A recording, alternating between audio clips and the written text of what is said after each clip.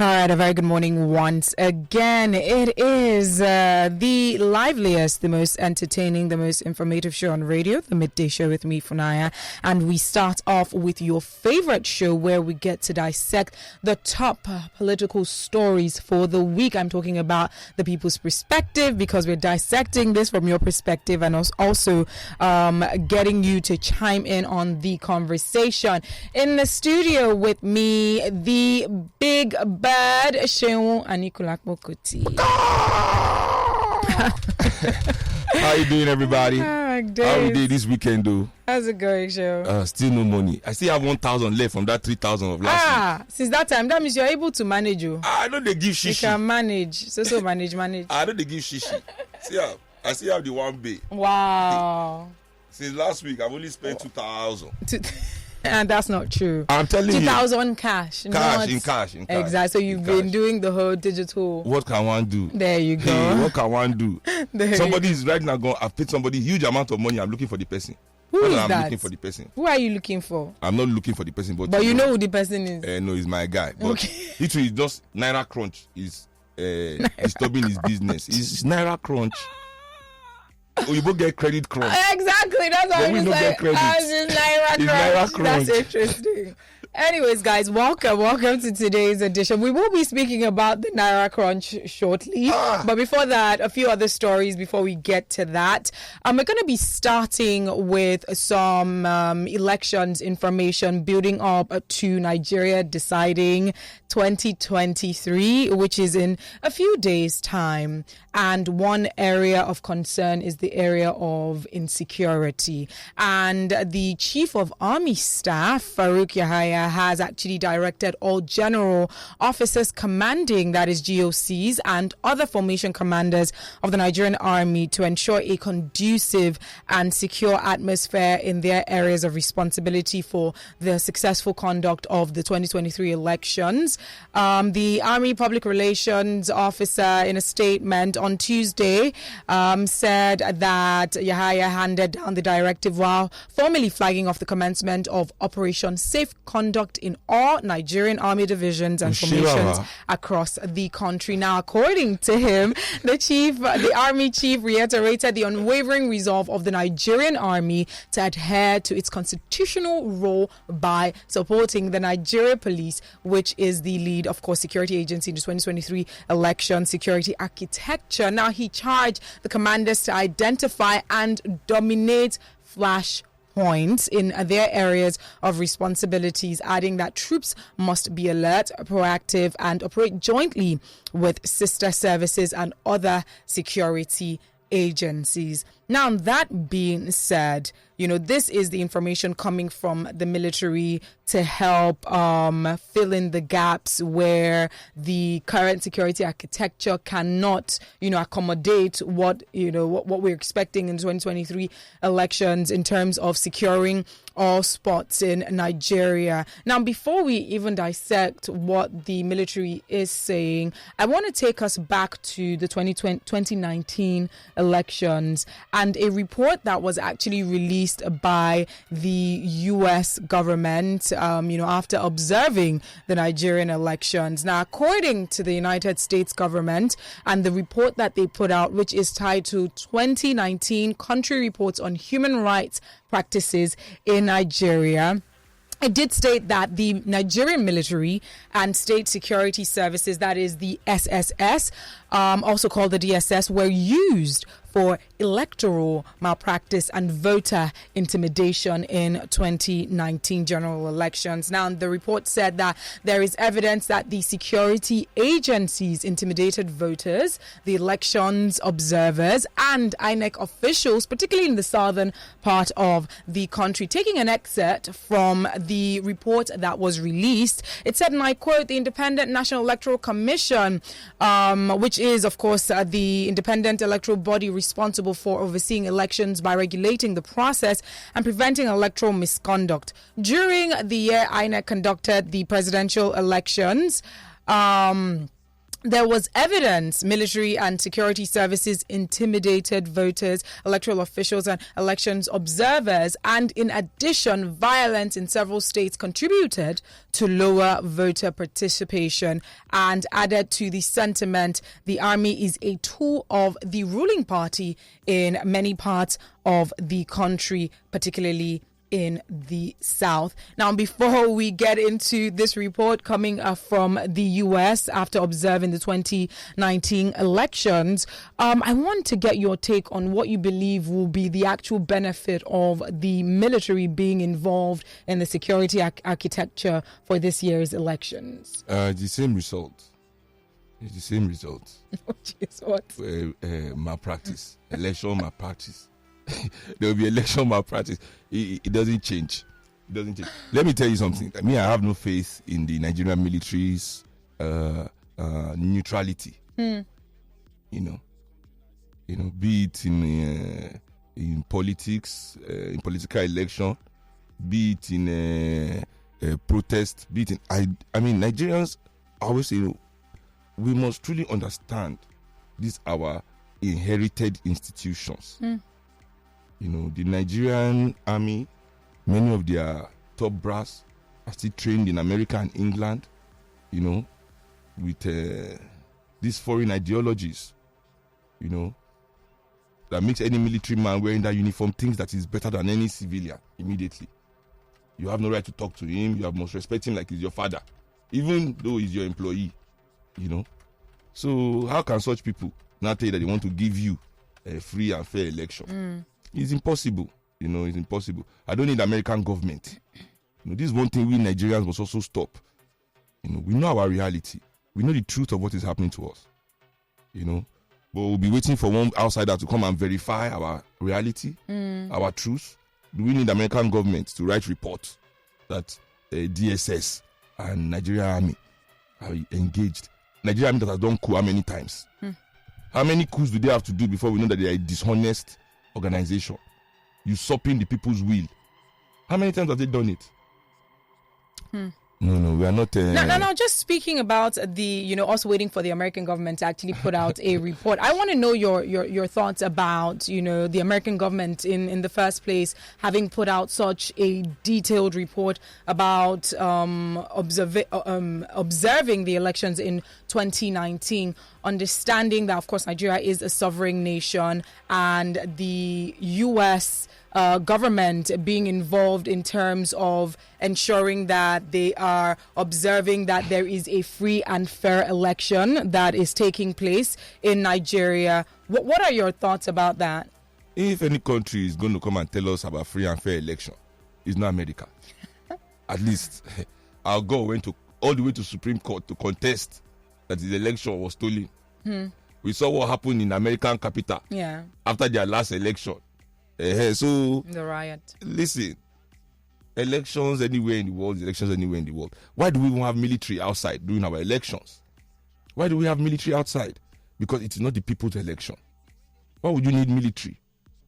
How many times have you seen American election? They put military outside to conduct an election where people should be free, willing to decide who they want their leaders to be. We don't need, any international organization to come and tell us the truth of what our realities are. I repeat that, So the military coming out to say they are, it doesn't give me any confidence. I'm not more confident now than I was about the elections yesterday or day before yesterday. We Nigerians also have to understand that many of these things that happen in these elections, we will not see, we will not even hear it. Nigeria is 724 local government, hundreds of thousands of polling units. Many of these polling units are in so-called rural areas, where there are no eyes. That the majority of Nigerians still live in rural areas, and even the ones that live in cities live in the part of the cities that are like rural areas. How many of us live in? I'm in trenches. Imagine. Yes. So who's living this fly life? It's these places that people are intimidated, that votes are stolen.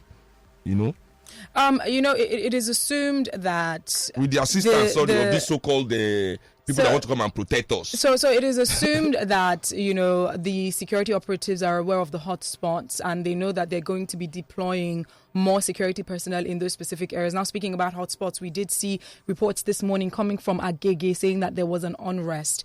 Now, you know, people have interpreted it being the area boys coming out to threaten, you know, this year's elections. Now, we did see what happened during the last rally by the Labour Party in Lagos. We did even put out some breaking news here on air that there were individuals that were causing mayhem and threatening and harassing Obi supporters. We did see that. We did see some people even injured. We did see their cars being shattered. What do you think this is? Is this a message being passed to the well-meaning citizens about voting for a particular party this year's election? Definitely.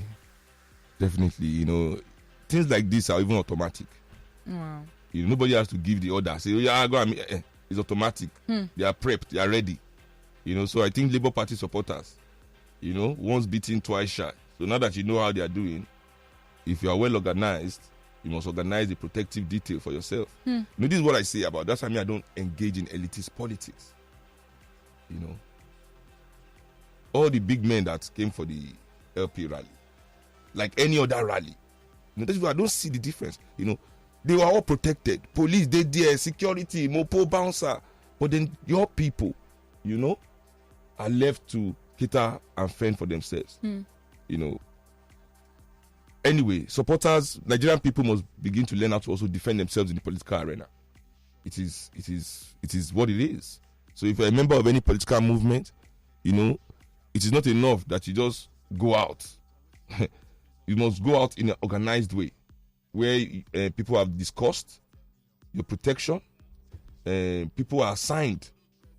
You know, even during SARS, after the first attack, you know, in Ikeja, I don't know about the island, but in Alausa, we organized a little protective detail. Boys came out with their dogs, you know, people flanked, watching, whole stick, whole baseball bat. They don't know, come and beat us second time. Wow. This is what they beating you as you search yourself now. Yeah. I mean, we have advised that even when you're going out to vote, you go in groups, go with your people, ensure that you're not going by yourself. Now, this is not to scare you, but to just make sure that you are putting all the mechanisms in place to protect yourself. It is literally reality. There you go. Don't escape. Don't remove yourself from reality ever. In anything you are doing, face the reality of what you are participating in. If you know you're going to be active and participating in this our volatile political space, you have to do, as Stella Odua said, the needful. You have to do the needful. You know, this is not about violence. You know, this is not about being afraid. No, it is doing the needful. You know, just like saying that a country should not have a military because it signals that the country is aggressive. No, your country must have, because that is the reality. If you don't, people will come and take what you have. Yeah. And you'll not be able to defend yourself. You understand? All right. I believe we should be taking a few calls. But before that, just taking a look at this report coming from the military, I personally believe that, we do have no choice but to involve the military, especially with the poor police to citizen ratio that we have in Nigeria. Nigeria has one of the lowest ratios of police to citizens. I believe one police personnel to 450 Nigerians, and dare I say it's even probably more than that, but the reports are actually saying that, yes. So the reports are saying one is, I believe it should be more in terms of one police to more citizens, as opposed to 1 to 450. Exactly. Officially, to be honest, when we are taking a look at statistics, we haven't actually carried out a proper census. And so when we are giving data like that, we can only question it based on us understanding that we're probably more people in Nigeria, but if they've come up with the data and they've carried out the exercise, we can only but say, are you sure about that? As Mark Twain said, there are lies, there are damn lies, and then there are statistics. You have to be afraid of statistics, my sister. But now, just speaking about that, I believe what the military should also be doing is, whilst trying to instill more confidence in the minds of Nigerians moving towards the 2023 elections, I believe what they should also do is to be very specific. What mechanisms have they put in place? Because remember, in 2019, aside the report coming from the U.S. government, there were also reports that were accusing or, insinuating that the government had sequestered some funds to the military for their kids. And people then started wondering why it seemed like it came at the right time when it was towards the elections, as though they were being used as tools for the then, and these are according to the reports, the then incumbent who clearly is the president at the moment. And so the military at that time did come out to say that these monies were already sequestered for their kids, but they just had to, remit the money and, disburse the money. But I believe that right now, for these elections, when the military is coming out with a statement telling the Nigerians that, we're going to be available to protect, it's the same thing that they said the last time, but we still saw the reports about intimidation and suppression. Now, what I'm expecting they put out is information about how they choose to or intend to checkmate, if at all, any unscrupulous military officer uses themselves as a weapon for intimidation and suppression. But I'm not seeing that. It's still the same blanket statement talking about, we're going to be available for the elections. In Nigeria also, if army man pull uniform, how do you know he's a military man again? Wow. President Buhari himself has dragged INEC and the winner of all the elections he has participated in until he won to court. Citing military intimidation, DSS interference. All these things were part of his reason that his votes were stolen. So, there is no election in Nigeria that is not contested by the loser. And funny enough, the loser will bring serious concrete points. That in any place where justice and law is respected, you see that the election, something like election happened. So, for me in Nigeria, as long as we continue to play the politics of our elites, because really, what are people coming out to vote for? What are people coming out to experience? So people are tired of the same story every time. Over and over exactly, and over again. So, yeah, I just hope that we as Nigerian people are able to get our acts together, at one point. Hopefully. Let's take a few calls, and you can send a WhatsApp message. I've been trying to get the WhatsApp up to get all the messages. So whilst that is loading, you can call us up and join the conversation. What are your thoughts about the military obviously confirming that indeed they're setting out their personnel to join the security architecture for this year's elections? Does that instill more confidence in you as a citizen? Election has come. It Boko has Haram come. is on break. Kidnappers are on break. Wow. Bandits are on break. Interesting. So army has space to help us with the election. That's an interesting It's even take. good that it's during election we need their help, because if it wasn't during election now, Boko Haram will be working. Everybody will be everybody is now working on election. The phone lines to call 0809-234-5913, 0809-222-0913, 01515-0913, 01515-1913. The women only line 0809-191-3913. Lagos Talks. Good morning. Good morning. Thanks for taking my call. All right, what's your name, please? Good morning, my brother. Sorry? Yeah, I agree. So you were on Coffee Battles and program yesterday. I tried calling him, but I couldn't get through. Oh, okay. I was here for a long time last night. Oh my God. Kofi is very notorious for doing that. Kuti. He was a Coca Award winner. This is iconic Wonder, and bang. But that's just by the way. I just want to appreciate people, your family, and everything for what they've done for us, especially entertainment in this Africa. Thank you very much. So now coming to the topic, you talk about military coup that this government came. we've been bastardized. Our system has been bastardized throughout the year, especially in the days of military. I lived through Abacha's period, and I know what we saw. Maybe younger people might not understand what we saw back then, but you know. So when you now say the show of cool, I know the one about for Ethiopia now. One for my head of state catch 3 bullets. So I don't call anybody name. Now. so regarding the forthcoming election, yes, America. Yes, we might have our flaws, but I will not stand for a foreign nation interfering in our internal affairs. You know, I think it's time for us to stand up to ourselves. And we don't need America to tell us how we run our internal affairs. They themselves have their own internal affairs, and they will not like it when other countries interfere. At least I know when the former election, they were accusing Russia of spying on their elections. So if they don't like other countries spying on their internal affairs, then why then do they interfere in other people's internal affairs, countries' internal affairs? So you see the hypocrisy in that. So I think I won't stand for that initiative. So going forward, Nigerians, at least presidential debate is coming up. During the Lagos debate, I called it. I said I'm challenging the governor of Lagos State that I hope he proves me wrong by coming. But eventually he proves me right by not coming.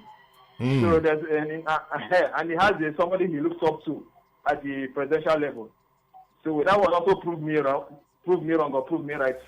I guess we shall see now on Sunday. So good morning. I get to you. Thank you. Good morning. Thank you very much for that. Now let's quickly move on to some more information. Let's take a look at the report coming from the INEC revealing that there are about 240 polling units without registered voters. Hence, voting wouldn't be taking place in those 240 polling units across 28 states and the FCT. Now, all you really need to know about this, I'm just going to break it down very quickly. Back in 2021, I recall that the INEC had mentioned that they were going to be expanding the number of polling units from 119,976 to 176,846, citing that they were also going to be redistributing voters to these different polling units, especially the ones that are at proximate locations. However, the ones that were, maybe a far distance from where these individuals were used to, they would have to consult with them to ask, do you want to be moved to this polling unit? And we do recall from the information that the INEC released just a few days ago that they had mentioned that the new registrants did not choose the polling units. Some of these polling units that they mentioned that voting will not be taking place, and they did not indicate interest to transfer to those polling units as well.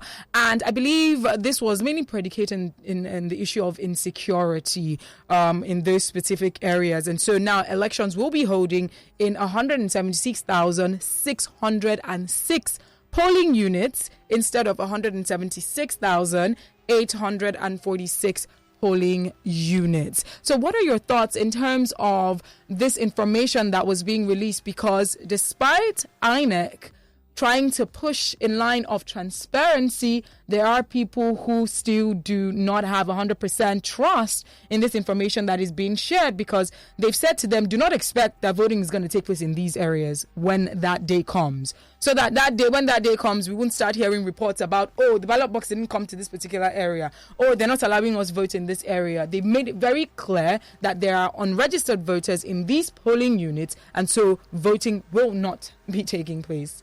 I mean, I think this is neither here nor there. How many polling units we have, how many polling units we don't have. The means of the number one means that these people use, to suppress votes, to steal votes. All these real holes are not being plugged. You understand? So what can you specify those areas? Because people believe that with BVAS right now, it's going to cut down, to a large extent, election malpractice. Until they'll not tell you somebody has hacked the server. I mean, let's look at Kenya. This electronic voting thing almost led to civil war in Kenya. When the loser said they hacked server, started bringing out the whole country shut down. For months, they were fighting this election result. It almost went to war. the whole supporters had separated. The country was basically divided into two because northern Kenya liked one guy, the southern Kenya like they were ready to go based on electronic voting. So me, I don't have faith. You know, I don't trust any of our institutions. You know, in this is neither here nor there. You know, what we must ask INEC, you know, for example, is that all the polling agents they are going to send the parties. Yes. It's going to be 100,000, 100,000. Which party has who? Because it's parties that send their agents to. So do you want them to declare that information? They have to declare the information. Need to break that How down. many does APC have? How many does PDP have? How many does LP have? How many does NN? What is this Caucasus party anyway? How many does AAC have? How many does SDP have? All this information should be at the touch of a button. If they are going to say transparency, you know, because many of the votes now we allow to count right there at the poll. Yeah, absolutely. And they put it out there. So we Nigerians must realize that if we stay there and they count our votes, many of these agents yes, cannot change anything. Absolutely. So it is when we are not there that things happen. Yes. So this is what I mean. We have been advising, you know, over the years, even when we talk about elections, and we even make reference to the last elections, we always say stay there and make sure that you're counting alongside whomever is there counting the votes. Because the more you come out in your numbers, the more you make it difficult for them to rig, is what we keep saying. But as I said, we can do these things in only a few places where I reach. All the polling units in Sokoto, in Yobe, in Yola. People don't understand that this Nigeria is not as open as we think. I said I was in Edo State. I went to play a show, New Year's Eve. I was in Edo State into the new year with the witches, with our mama there. With the witches? Yeah. Don't let them come for you. I was in a town called Oza. Okay. No internet service. This is Edo State. I'm not saying I was in Damaturu. Do you understand what I'm saying? Yes. I was in Edo State, in Oza. My MTN no get service, internet service. My 9mobile, no internet service. Only Airtel, they work there. Still, 2022 into 23. Nah. So imagine what is happening in those places where there are tens of millions of Nigerians. And I no reach there. This is where the numbers come out from. In all these areas. So development is also part and parcel of election rigging. Under development. Absolutely. We have to see the links between these things. Under education. In all this. Do you know how many people will be, oh my God, do you know how many people will be too sick to go and vote? They understand these things. The more they have this space, you know, the more they have the margins to manipulate. So what you're saying, that foundationally, if specific things, pertinent things are being addressed, it will inevitably reduce election malpractice. That's what is. The more we are developed as a nation, the more because first of all, there will be less area boys. Yes. Because area boys will now be working as responsible men in society, as anything, because road builders. I always tell people, like, when you hear Europeans bearing this kind of name, like Smith, Cooper, you know, all these kind of names that sound like work, carpenter. I'm telling you, where do you think this name came from? Interesting. This is how in the beginning of this century, the also area boys. Didn't you read Oliver Twist? As yes, a kid? Of course, when I was a child. That's why there are plenty for UK now. When they won't move their country forward, they round all of them up. But being that most of them don't get family, you know, any work they put you go learn by force. That's now your new name. Yours the name John. Okay, John, you're now a Smith. So yeah, start smithing. Interesting. Start smithing now, or else we throw you in jail. Choose one. These are idle hands. Any serious government would have pulled them out of the streets instead of using them as thugs and touts to be harassing bus drivers and conductors. You've put them towards nation building, road builders, because we need these things, right? So development of the nation is the real cure to election malpractice, you know, and the poverty, you know, level of the nation, you know. I'm telling you, it makes it when you never chop for 3 days, or you only don't chop twice. That's in the last why 4 days. they weaponize poverty. Yeah, somebody comes with 5 bay. For you to go and put your finger on one paper for one president, you never even do anything for your life before. All the one they don't vote, what do you do? You know? So all these things, really boils down to the underdevelopment of the nation. All right, let's take a few calls. 0809-234-5913, 0809-222-0913. Lagos Talks, good morning. Good morning. Please speak louder. Good morning. Good morning. Can you hear me now? All right, I can hear you. What's your name, please? You have a good line. All right, Ebuka, welcome. Oh, my Join in the conversation. My brother. Hello. Welcome to the show. Yeah. So, I think for that, what's it called? The government, the structure, they're supposed to be structure. Even if, like the story you talked about, people that is idle, use them for infrastructure development and all. Then you push this thing, what's it called? Health, hospitals, to educate them, not just when they're spending those things, they will just go be hungry. Like what people say, poverty will Christianize. That's why we see chaos, that's why we see row. Like now, just that people are out saying certain things and needed. Now, coming to this money part, the thing is the acceptance. Just the businesses is just like on standby. I say the unbank is too much. The old note is not being collected. What is the structure? What is the plan? See, you don't just put policy and you don't even from grassroots think it through to your upper echelon. It's alignment. Yes, change is not that easy, but you just think it. Then if you're implementing it, make it so that it will be so easy for everybody to flow along. I hear you. TPP for the people. Thank you. TPP, yeah, we. Lagos Talks, good afternoon or good morning. It's not afternoon yet. What's your name, please? Good morning, Ify. Good morning. What's your name? Yeah, this is Adele. All right, let's hear you quickly. Good morning. How you doing, my brother? Welcome to the show. I feel right. Is it not just so surprising that all the hotels in Lagos State picked up a day to cause chaos, and almost at the same hour? Wait, hold on. There's something which I don't understand about our people. Is it just that we are just so gullible that we don't understand, like destroying people's cars, destroying everything in this in the state? Some people are going to suffer for it. There's already lots of. Wait, are you sure that there's riots happening right now? It is happening in Igondo. Otishele. So there's a riot happening in Igondo right now. Is that what you're saying? Yes, I have the picture. I'll send it to you on your WhatsApp number now. Please send it to us. People, please be careful out there. They give us breaking news. The South are already breaking up commercial buses who are picking up passengers, breaking up the keke that has passengers in there. They're asking every one of them to go and park and make sure they are not picking everybody. Are those people the problem of the new Naira note? Most of these people fighting for this Naira note, I am very sure if you bring the new Naira note and tell them, okay, bring your ATM, most of them don't even have 10,000 in their account. They are just using this avenue to just cause chaos in the state. Why? Why are the governors doing like this?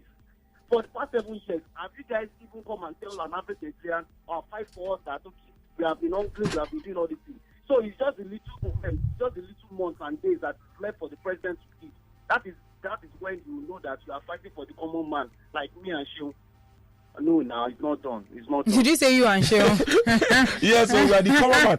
Thank you, Adele, for grouping me in the right group. Let's take this call, please. Lagos Talks, good afternoon. That's good my morning. Group, I don't know why I keep saying man group. Good morning, Ify. Hi, good morning. Good morning. How you doing, my brother? What's Welcome your name, to the show. please? My name is Dan Baba. I'm stuck on Lagos-Ibadan Expressway right now. My brother is around Opik. He said that they are robbing, breaking car. So a lot of people are turning back, asking me how they can access Lagos. As I speak to you, even in Magboro bus stop, they are doing riots. So if this thing is not funny, politicians are the ones sponsoring all these people, all these hoodlums.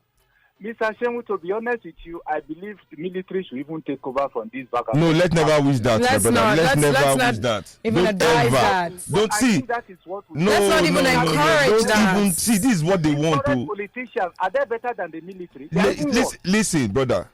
I know you are at least my age. You are in my generation. I can hear from your voice. You are not young. Let's not quickly forget what it means to be under a military regime. Absolutely. No matter how bad this is, let's keep our democracy going. Let you and I remove these bad eggs that are all really military men, really. They are military men.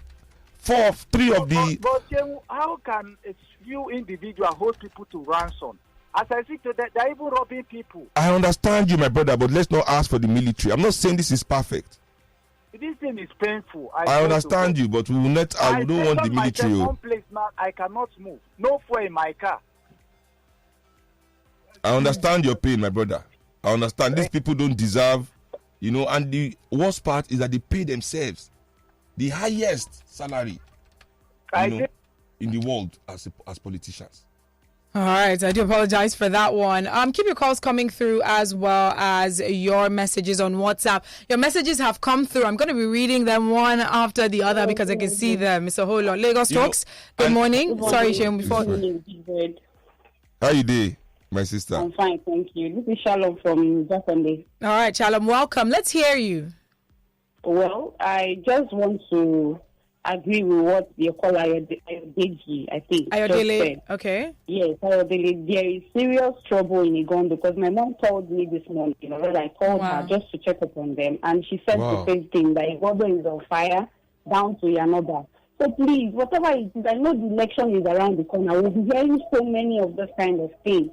But the truth is, fighting and killing and destroying things is not the way. If you are really angry, use your PVC and vote these people out. And vote with people that work things out. It's really annoying. So we are no longer safe anymore in our own state, in our own areas. We provide lights, we provide water, we provide our food, we provide security for ourselves. It's not right now. Where exactly is Nigeria going to, for Christ's sake? But, my sister, we must also, as Nigerian citizens, see the hidden hand in all these things. Yeah. For me, it is straightforward. Just that in Nigeria, everybody is untouchable. Mifele, the DSS ordered his arrest for a reason. They ordered his arrest for a reason, but his cousin is the head of military. He put military, the guy that nobody fit touch him. The DSS want to pick him up for a reason because you, as the CBN governor, now listen to this trail of thought. Okay. This is my own hypothesis of what is going on right now. All right. You are the CBN governor. Then you declare interest in running for president, which is preposterous, absolutely unethical. Then the ruling party, you join the ruling party. As CBN governor, you should be neutral. Exactly. He now goes to join the ruling party to pick up presidential form. Then they had a meeting with you to say you cannot. Before we even get there, he has spent millions. He don't do boss. Have you seen you saw those pictures of the bosses with his face, ready for his primary campaign? You, the CBN governor, controlling the money. Now your party refuse and see you cannot run. They can't give you a ticket of reform. You have to drop your ambition. That for me is a reason for you to now hate your party, want to sabotage your party. Suddenly, Naira policy. Yeah. No Naira. Supreme Court say bring Naira. Emifele say no. Why is he trying to make things harder for the people? You understand? If things like this are happening, it is the job of those in power to try and ease. This is all politics. Let me tell you, because who controls the money controls the game. Yeah. So what we need to know really, what I really don't know in this game is who is Emifele giving the money to? Is it with his party or with his party's opponents? That's what I don't know. Just sticking to this conversation right now, let's just touch very quickly on the current issue that we have been talking about all week. We do recall that the Supreme Court had put out a directive for the suspension of the deadline of the use of the old Naira note. Now, at the time when that did happen, one question that we did ask was who was going to enforce that directive, because it didn't seem like anyone was aligning with it. People still complained that they were not able to use the old Naira note. Now, right after that, we did see that the Supreme Court came to adjourn the same case, where people were questioning who was going to enforce that law. And then finally, the president came out with a statement yesterday, I believe, or 2 days ago, where he then said that 200 Naira, the old 200 Naira, can be used as legal tender, alongside, of course, the new notes, saying that the banks should make those old notes available for people to use. Now, it's a very confusing state that we're in, because there is a clear... After the statement, don't forget, then he left to Ethiopia, where there's money flowing. At least I know there's no Naira crunch in Ethiopia. Well, I mean, not that we know about the moment, but anyway, just still speaking about that, like I mentioned earlier, there's a clear disconnect between the arms of government. The legislative is saying one thing, the executive saying another thing, the judiciary. Now, I believe one area that is very mind-boggling for people, and I really, really need, the take of our lawyer. We're going to be getting our lawyer on the line very, very shortly so that he can speak on that from a legal perspective, because one then begins to ask, the role of the Supreme Court in terms of putting out such a directive, because they uphold the law and no one is above the law. And we wondered why the Supreme Court did put out that directive, but it wasn't being enforced. And then the president comes out and then says something else, saying that... You have to understand this. I'm telling you, there's an issue here of party interest. As I said, that's why I was giving you that Emefiele story. There's a clear party interest versus national interest here. It's quite interesting that you mentioned that. Yes. Because that's what I said yesterday. This is true. APC feel that they're in control. Do you think that there's no money? Go to any Owambe party on this island. One get dash me. Out of this money I was paying is 10,000. Someone dashed you. One babe dashed me that they dashed her. At a party. At a party. That the new Naira note is flowing. But nobody invited me to such party. Me, I will pick. If you spray, I will pick it. I don't need shame. Anyway. This money that we are shot that we don't have, it is where it is. People are spending it. Mm-hmm. People are spending it. They just still catch one money changer one day with the money is where it is. So we have to understand now that there are certain. It's a political education for Nigerian people to see that for power, the ruling elite of this country are willing to put us through anything. As I've said before, it's only this Naira one that is new. And that's how wickedness is. If you don't check it, it grows. It's easy to be bad. Anyway, in 2015, when all the business elites were angry with Jonathan and wanted a change of government, what did they do to this country leading up to the election? If you remember clearly, everything in Nigeria shut down just like this. In fact, what became scarce in that 2015 that was never scarce before was diesel. Have you forgotten there was no diesel? Forget petrol, there was petrol scarcity. Then now was diesel scarcity. What does it mean when there is diesel scarcity? It means no company can function. So the MTN Gas release reported they only have 3 days left of diesel before MTN shut down. So this is the game. For their interest, they are willing to put Nigerians through anything to make their point. And this for me is what is so wicked about it all. So Seun, before we carry on, I want to put a call across to our lawyer, Seun Ajasa, to just touch on this. Yeah, you guys are namesakes. You know book well. With that. You know So we're going to be calling him shortly. But you know what really scares me about this thing, Seun, is the fact that one narrative that we had was they are creating this new Naira policy in order to curb election and to curb vote buying. But then check this. We know that the Naira, like you mentioned, we know that the Naira notes are available, but unfortunately it takes you being an elite to have access to it. Now, does it even make sense that they're saying that this is going to curb election buying when we know that the masses who unfortunately are victims of this do not have access to the notes? Isn't it so much easier when an elite or an unscrupulous, politician comes with the Naira notes that they have access to actually say to them, sell me your vote? I mean, it's so much easier to vote by when the Naira is scarce and it is only available to the elites. It's so easy. So it doesn't make any sense. Stage, if you go, you will sell your vote. I'm telling you. Listen. Oh my goodness. The way there's no Naira, if somebody comes to me now with some right amount of Naira notes, this new Naira note that imagine, I say even in this Lekki, in Ikoyi, if you give some people new Naira notes, 50 bay, say vote like this, you go think as when I see cash last. Like, they are putting all of us in that situation. Let's speak with our lawyer, Seun Ajasa. Good morning, Seun. Can you hear us?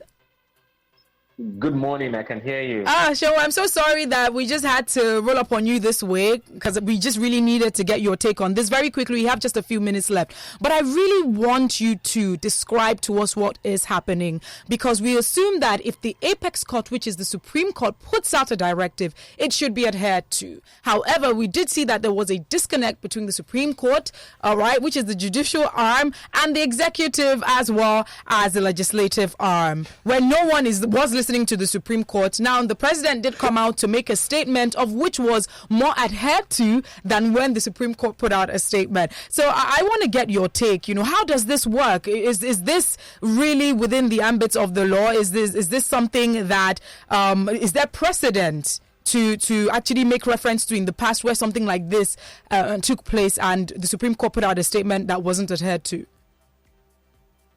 In an ideal situation, the court doesn't make statements. The court either gives ruling, make orders, or gives. And the ruling of a court, until it's set aside, remains valid, and everybody should observe and obey. That you find. And if any party disobeys the order of a court, the court has a jurisdiction to protect itself, to punish such disobedience. In this instance now, if we find and think that a party before the court is acting directly against the order of the court, is for, apart from whatever moral authority in speaking to the public, we have the legal options that are open to the parties to report such disobedience to the court, for the court to take the steps that it should in protecting itself, and not necessarily itself, but the entire public, because it's not a disrespect to the court, but a disrespect to the public. So, hello, Seun. We can't hear you. Oof. I think the network. We do apologize, but clearly from what he is saying, like he mentioned, it's not just a disrespect to the court, but to the general public. Seun, can you hear us? I cannot.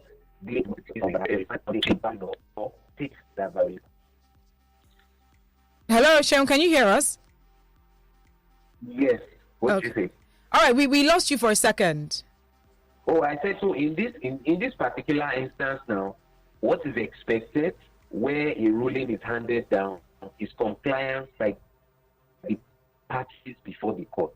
Because the other thing to consider is that when an order is given against a party, a person who is not before the court or a party to that case,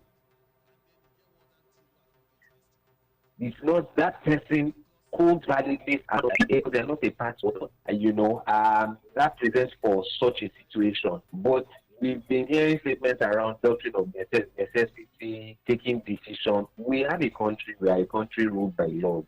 Absolutely. And those laws will be complied with as best as we should. So we can look at the ideal situation and see whether parties are complying, but as it is, if an order is even given by the Supreme Court, even if a party thinks that order is in error, until it is set aside, everybody ought to must adhere to it. All right, Seun, thank you very much. We would have to let you go because we have run out of time, but thank you for just shedding more light on this current situation. Seun, big man Miffy, the big man, the year that one, the year court talk, Buhari talk. Buhari own and carry. But these are the things that actually lead to more breakdown in law and order. Because if you can see from the very top this happening, what do you expect the citizenry to adhere to and to align with? As I told you before, the lack of development of this country, APC, PDP, APC controlled Senate that there's no truth in, will not hold. Because now, when that kind of thing happens, it is the duty of the National Assembly to rebuke the president and the central bank governor. which we didn't see. Anyway, Shehu, it's 12. We need to go right now. Thank you so much, everyone. I apologize. I couldn't take much of your messages via WhatsApp. Tomorrow, or rather next Friday, is yet another time. Reach out to me at Ify_I, that is IFY_I on Instagram and Twitter. Follow Lagos Talks at Lagos Talks 913 across all social media platforms. And the Big Bird. Yeah, Big Bird Kuti on Instagram. I have a new track out with Janelle Monet called Float. Ooh. Everybody go check it out. Is it? Yeah, Why did you? We dropped yesterday. We'll play it on Voila. You're supposed to play it here first, not coffee show. We came in hot. Okay. All right, guys, coming up right now is the world news coming to you live from our media studios. 12:30, I have a young author. She's in Jazz 2. And I believe you should listen to that conversation. I'm super excited about it. She's going to be talking about her first book, My Father's Dream or Mine. It's just mind-blowing, talking about the African context. So ensure that you stay tuned for that one and a whole lot more on the Midday Show. Stick around.